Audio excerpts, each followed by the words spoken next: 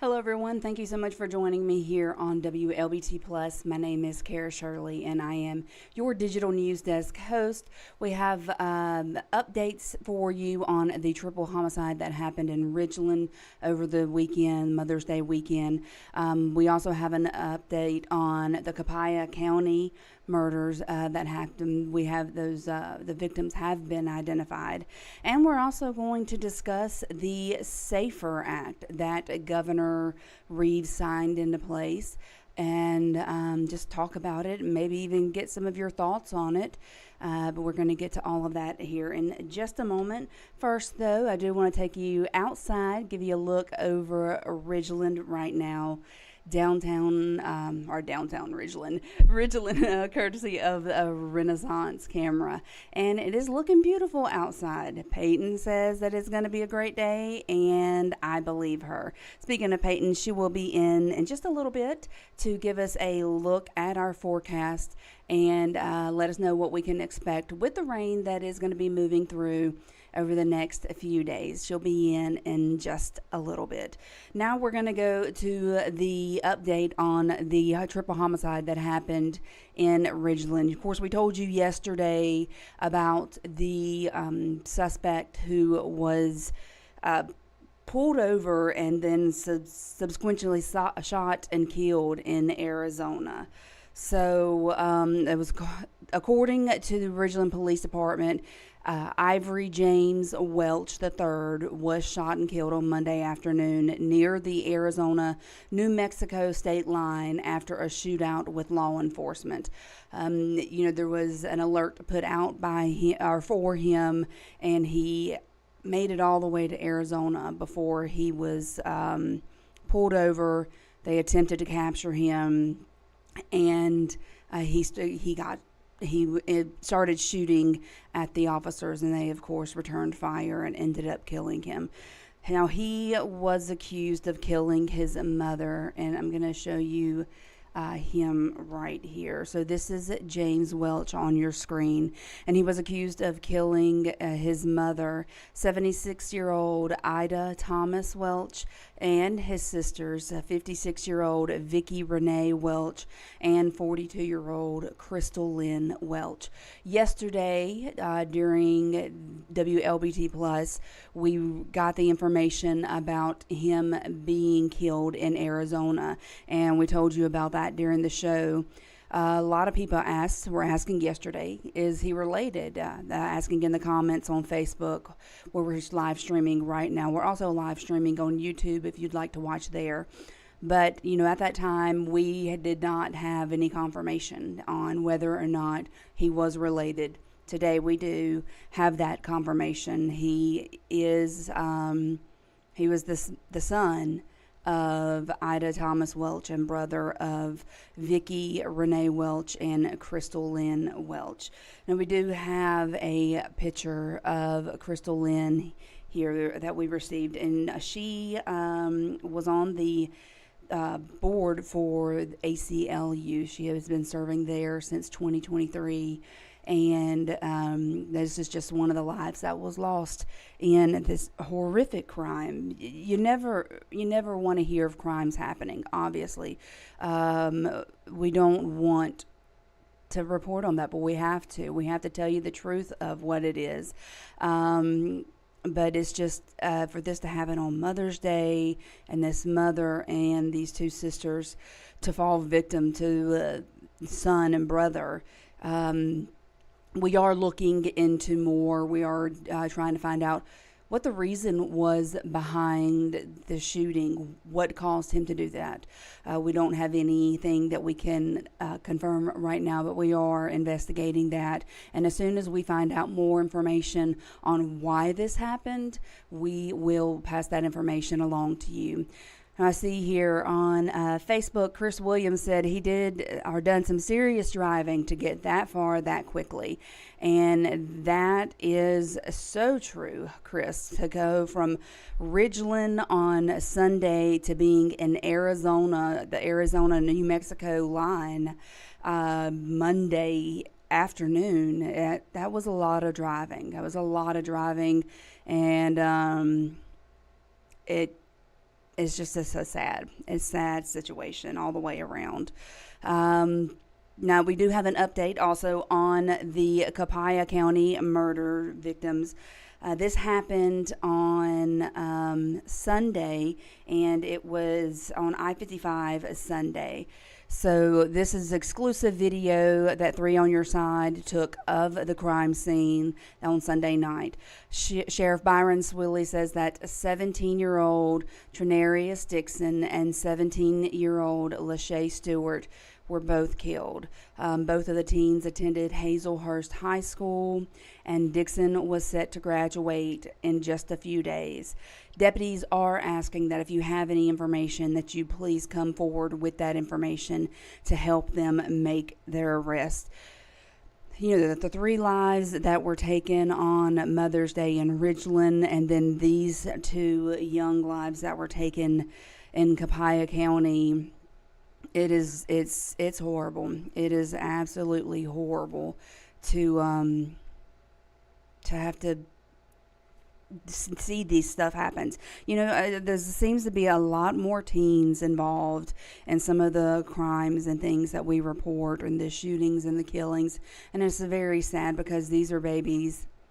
In my mind, they're babies. My kids are teenagers. My youngest 2 are teenagers. I do have one in her 20s.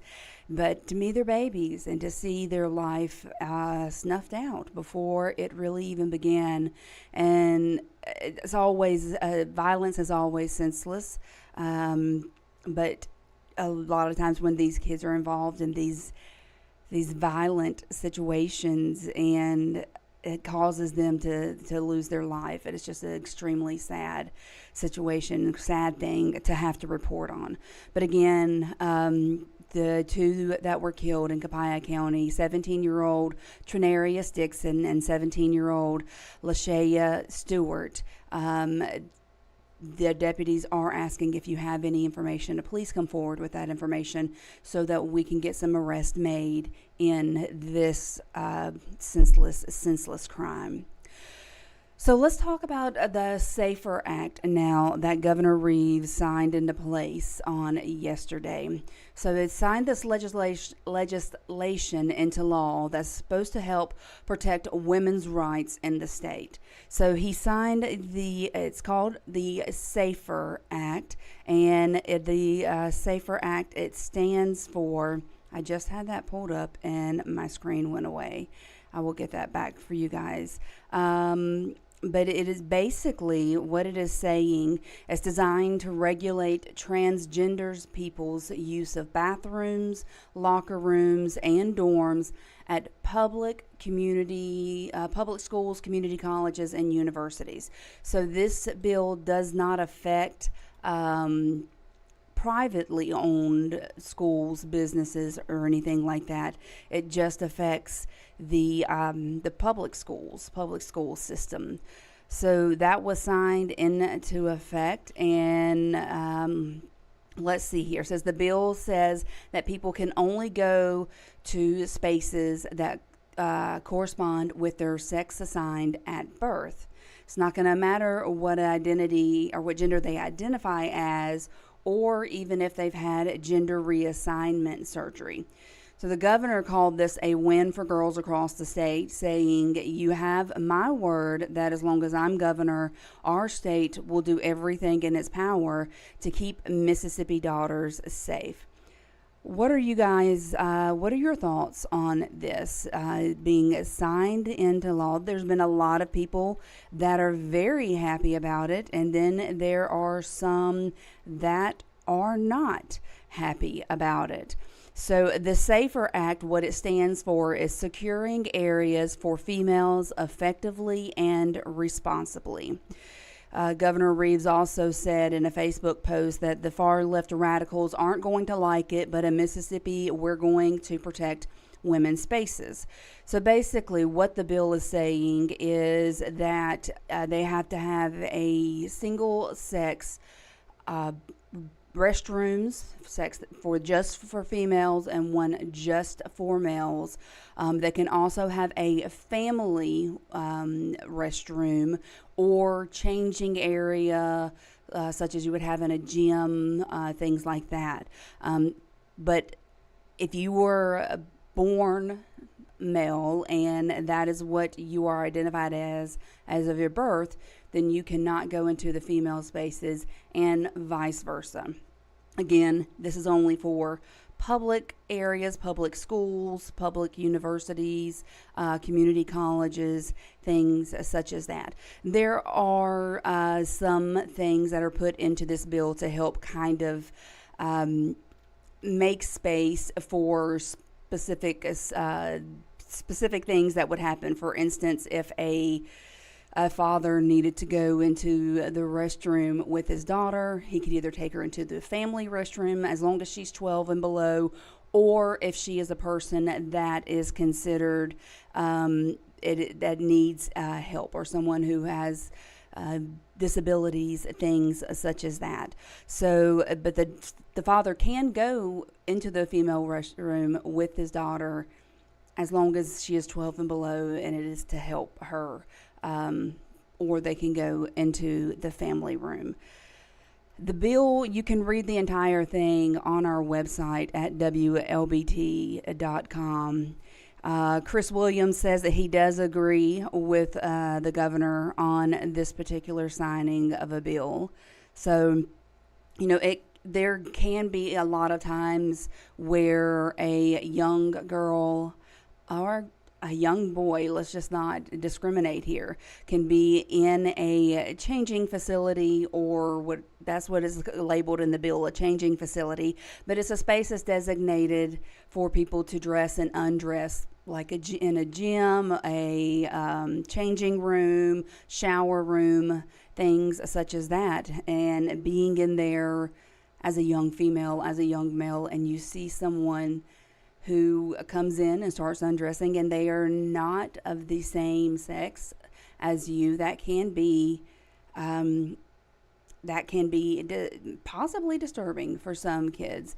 So really looking to see exactly what everybody thinks about that, what their feelings are. Does anybody disagree with it? Like I said, we got a lot of people who are agreeing with it, but there are some who do not agree with it. Again, this is not for public place. No, I'm sorry. It's not for privately owned businesses or schools or things like that. It is just for public. And, they have to have that one restroom for females, one restroom for males, or they can have the family use restroom or changing area, things such as that. So that was signed into bill yesterday. And I believe it takes effect immediately. So we'll get to see how quickly some of these changes are made in these places, if the changes need to be made at all. And we'll also see if there's any pushback from those who are directly affected by this law being put into place. We will, of course, be looking out for that. And if that happens and we get that in here, we will let you know about it.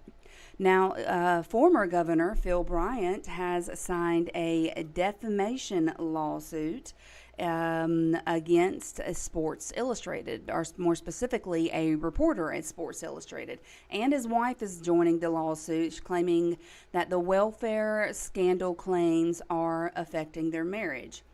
I can imagine that would be true. So Bryant's attorney claimed an article that was written by Michael Rosenberg about the largest welfare scheme in Mississippi history. It alleges the former governor was involved in the conspiracy with a former Department of Human Services head John Davis, a nonprofit owner Nancy New, and former NFL quarterback Brett Favre. You guys know the story. You have heard a lot about it. So, of course, the article claims that the conspiracy sought to defraud the state of tens of millions of dollars, the volleyball stadium that went up at the Southern Miss campus, and invest in a pharmaceutical company. So Bryant's lawyers are claiming that the article says that he orchestrated the entire thing. So Bryant's lawyers are saying that Michael Rosenberg, who wrote the article, that his article is saying that Bryant orchestrated the whole thing, and it calls the allegations false, defamatory, and constitutionally malicious. The suit does ask for damage due to loss of income, listing nearly $500,000 that Bryant claims to have lost, as well as humiliation, personal humiliation, and reputation. So for the former First Lady, Deborah Bryant, she demands damages for what she called a loss of consortium, which refers to certain aspects of marriage affected by the alleged defamation. And it could mean anything from companionship to intimacy. So she is suing for that in that lawsuit. And then Bryant also wants punitive damages and retractions from the reporter and the publication. So they are saying that the one who wrote the article, Michael Rosenberg with Sports Illustrated, is claiming that Bryant orchestrated the entire thing. And they're saying that they lost income from it, nearly $500,000, according to former Governor Bryant. And of course, personal humiliation and reputation. I can see where that could have been that could definitely be a loss there with the story and the scandal behind it. And then the former First Lady is saying damages for what is called a loss of consortium, which could mean certain or aspects of the marriage is affected, like companionship or intimacy, things all such as that. So Betty Johnson commented on our Facebook page, said that they need to own up to the money that they stole.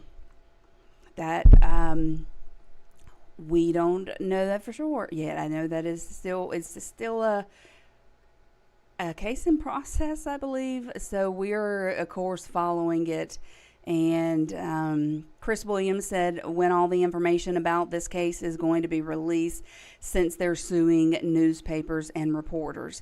You know, Chris, I do not have that information right now as to when it's all going to be released, but I can guarantee you that when it is released, WLBT will be there to get it out to you guys and to let you know all of the details behind it. We're going to get that out to you.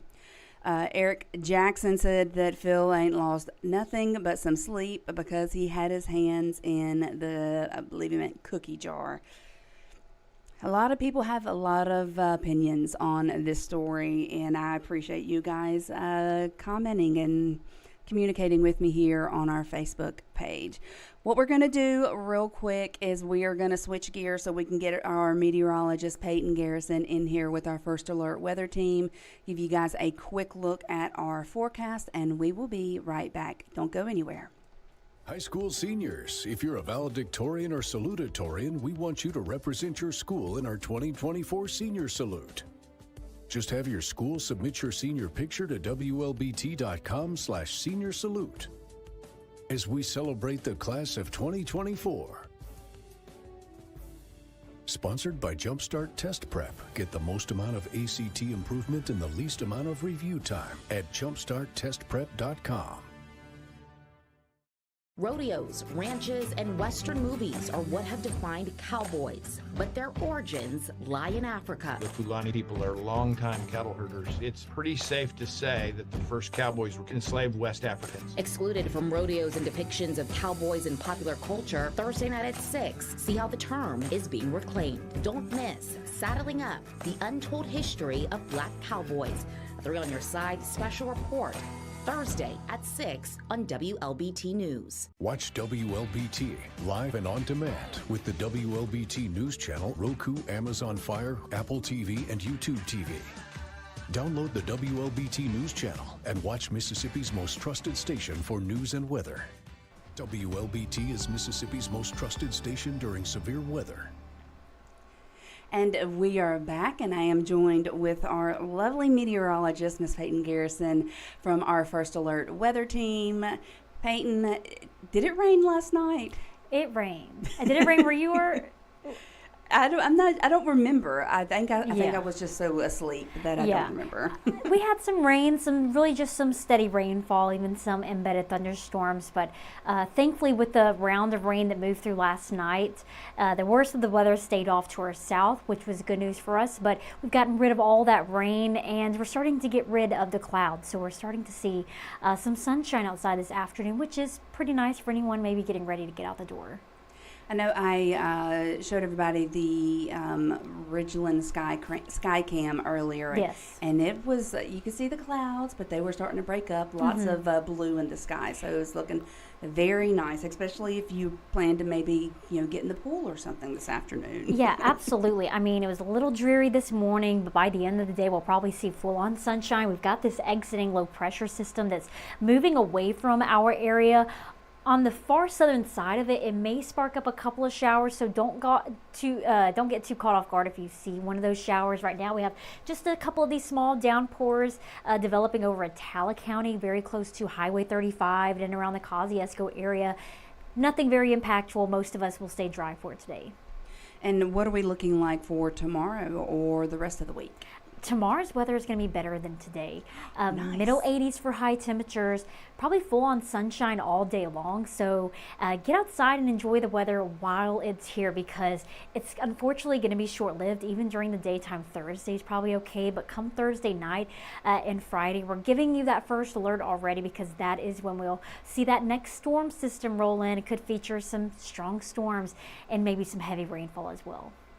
Not looking forward to that, but it is what it is. And of course, we know you guys will always be here to keep us updated on if it is severe. Yeah, I mean, hopefully it's not. It seems like we're almost in this very active weather pattern, which is not out of the ordinary for this time of year, but it seems like every so few days we have these weather systems that are just roll in, pose a heavy rainfall and severe risk. So this is really no different than what we've seen in the past couple of weeks. But again, overnight Thursday into Friday may have to tangle with some storms. As of now, I think it exits by the weekend. Low in chances of rain are in the forecast right now, with the best chance maybe Saturday, but I think we get rid of it for the most part by this weekend, which is looking to be good. But I mean, any plans Friday, maybe a little bit iffy, depending on the timing. Yes, it's very iffy. Well, we're used to this kind of in Mississippi. This, like you said, this time of year, it's very normal for this to happen, and you have those little pop-up showers all the time.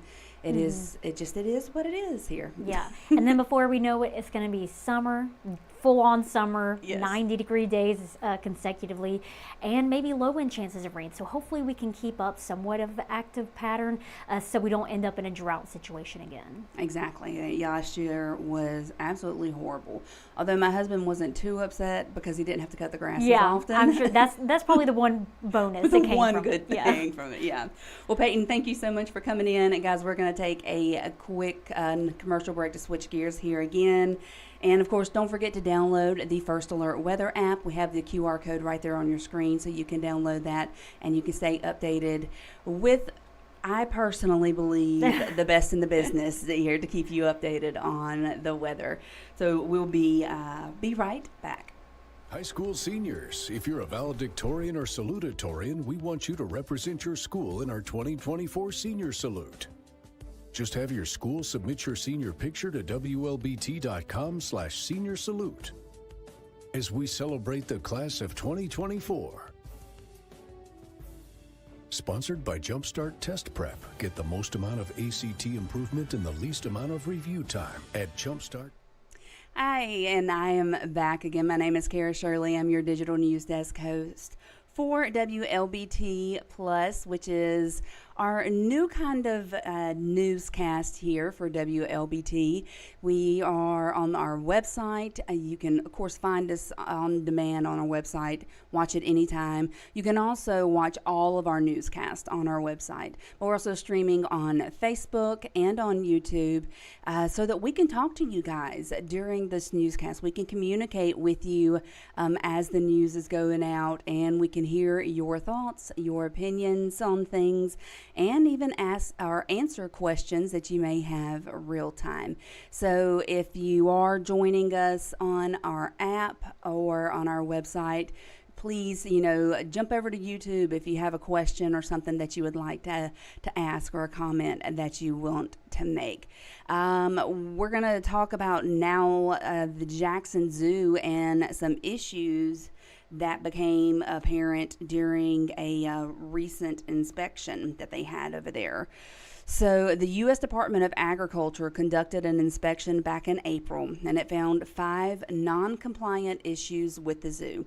Inspections uncovered evidence of widespread rodent activity in shelter structures, and the USDA also found evidence of improper food storage and safety issues with at least 2 of the animal enclosures. Problems were also observed in some primate enclosures. There was excessive rust on the sliding metal doors at the Spider Monkey Night House. And of course, you can see this full report on WLBT.com.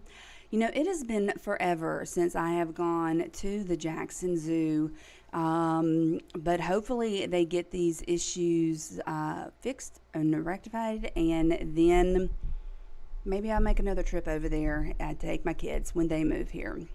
Chris Williams here on our Facebook page has several questions for us regarding the Phil Bryant suit and not the conspiracy, but the fraud that happened there with the welfare scandal claims.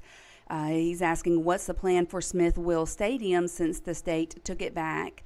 In which he's glad that because it's something that the city doesn't have to be responsible for. Oh, I apologize. This is not something regarding the welfare. It's different.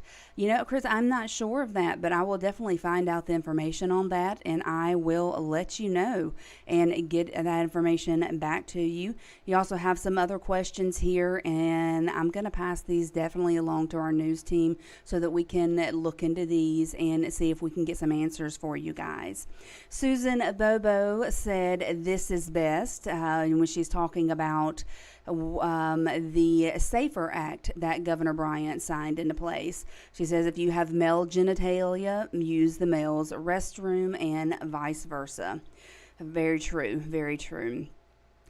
Chris Williams did say, talking about the zoo and the issues that they had with the USDA inspection, that said the zoo should have been moved 15 or 20 years ago to LaFleur's Bluff. I haven't lived here long enough to visit LaFleur's Bluff, but I do drive by it every day on my way to work, and it does look like an absolutely beautiful place there.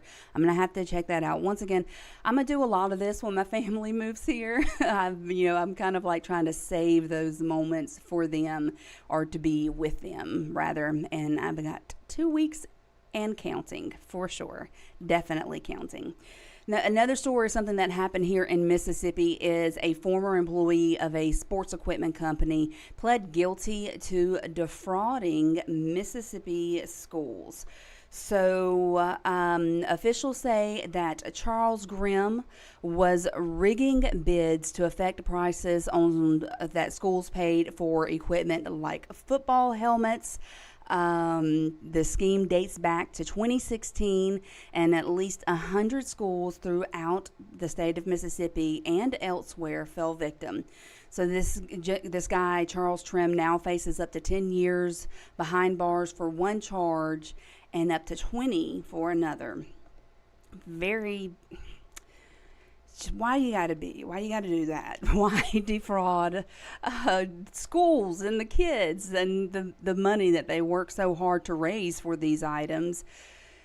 So it just shows that some people are willing to do anything to get a buck. So We're going to switch to some good news now. How about that? A lot of good news is happening in our area. You know, I'm going to give like a personal kind of a good news story of things that I've noticed here in Jackson and the surrounding areas. I've gone into a lot of stores, whether it be the grocery store to get gas or different things like that. And one thing that I have really noticed about the people here is that, for me at least, what I've experienced is that they've all been so nice. It is really kind of refreshing. I've always greeted, "Hi, how are you doing? Thank you for coming in." Maybe small chit chat, while they're checking me out, and then when I'm leaving, they say, "Thank you for coming." They give me a smile. That's one thing that I've noticed here in Jackson that I'm really appreciative of. I know it's not everywhere, and I'm sure that there's a bad apple somewhere in the city, but what I have experienced is a lot of good and a lot of nice from people, and it's a very nice thing to have someone look you in the eye and say, "Have a nice day," and they have a smile on their face and they seem like they really mean it, or to even be acknowledged walking in a store. There's some places you may go and that doesn't always happen. So that's kind of like a personal good news story that I've experienced from being here in Jackson my time. Another story that we have that's really good news is for Ridgeland High School. Their culinary arts program has received national recognition for producing the next generation of chefs. So it says the National Career Academy Coalition designated the school as a model academy. How awesome is this? So Monday, the district announced the certification, which highlights the program's goal of preparing and testing students to attain Serve Safe Manager certification. 130 students from grades 9 through 12 learn all aspects of food preparation, which is a awesome thing because there are a lot of kids who leave the home sometimes, go out into the real world and don't know how to make a meal, cook food for themselves. So I love this, and let's hear from them right now. We just teach them the basics of cooking. So they started with safety and sanitation and go from there to meats, poultry, seafood, desserts, everything about culinary arts, serving other people, everything you can think of.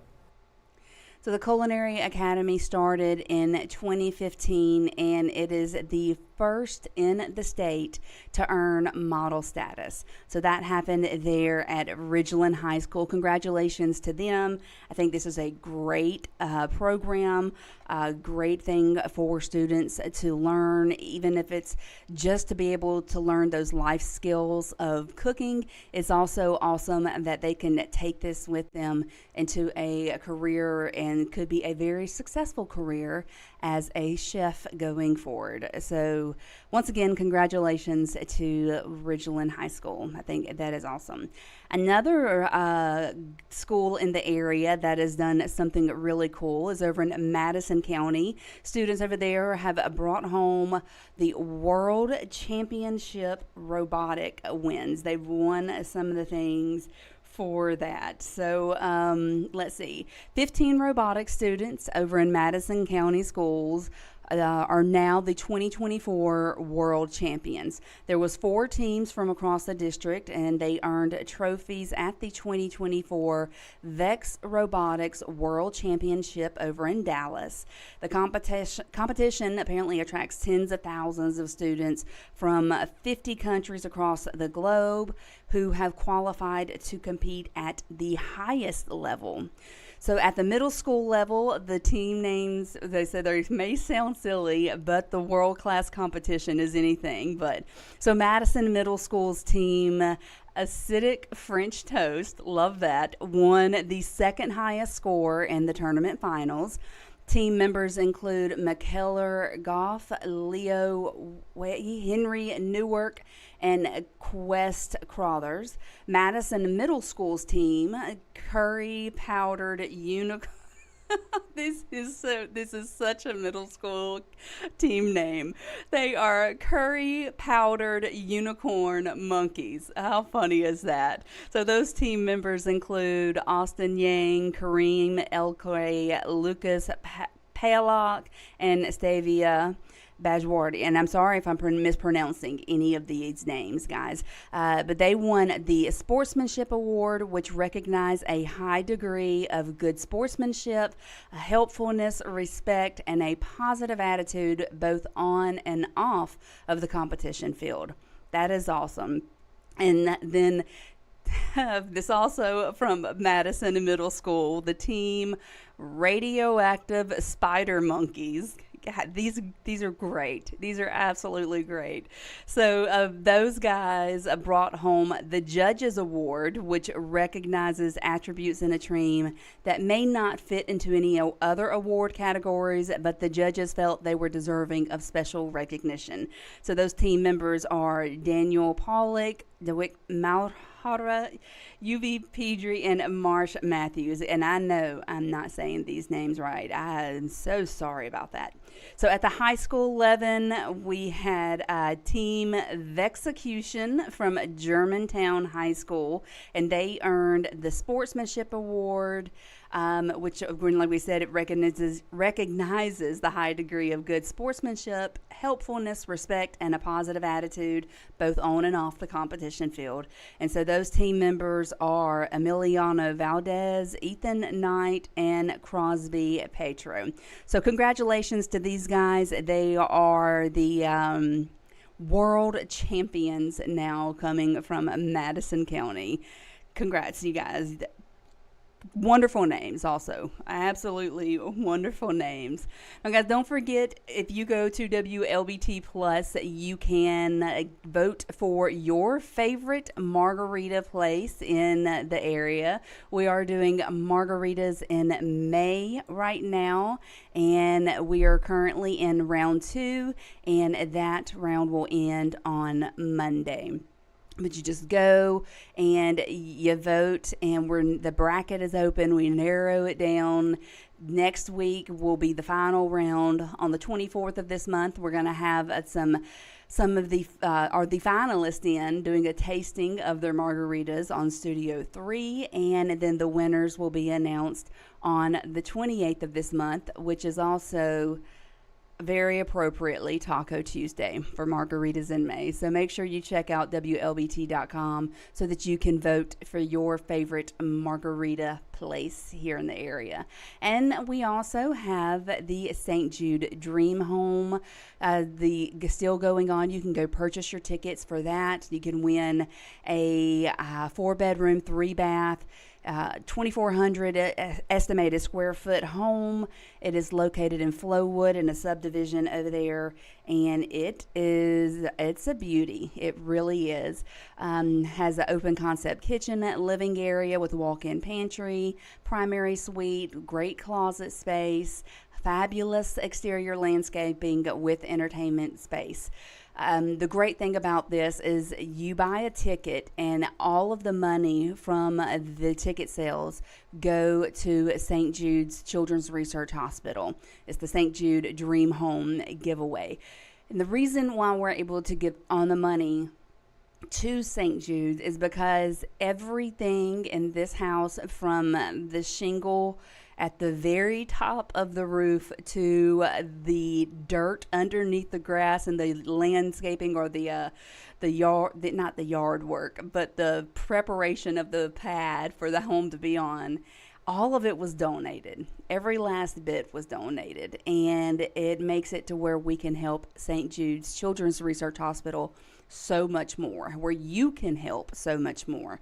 So the tickets are $100 a piece. You go and you buy one, or you buy 100. It's up to you. And then on August the 22nd, we're going to be announcing who the winners of the St. Jude Dream Home is. So make sure you go and you purchase your ticket and be a part of helping St. Jude's Children's Research Hospital.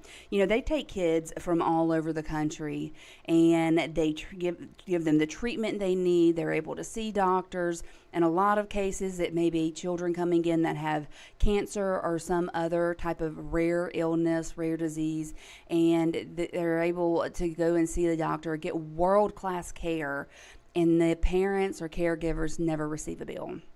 Never receive a bill. And a lot of these kids walk out cured or in remission or just better.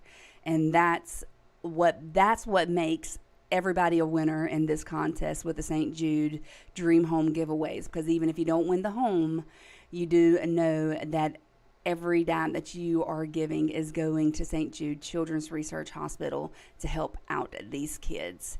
So I am gonna jump off of here for today. That is the end of WLBT Plus. Tomorrow we've got a big show planned already. Tomorrow, Beth Ann White, her sentencing case is happening, and then we've also got some other exclusive interviews that we're going to be doing. Tonight on WLBT, you'll be able to get an update on a lot of these stories that we've given, as well as any other breaking stories that have happened throughout the day. So we hope that you guys have a great day. I hope you come back and join me tomorrow at 1, and I will see you all then. Bye-bye.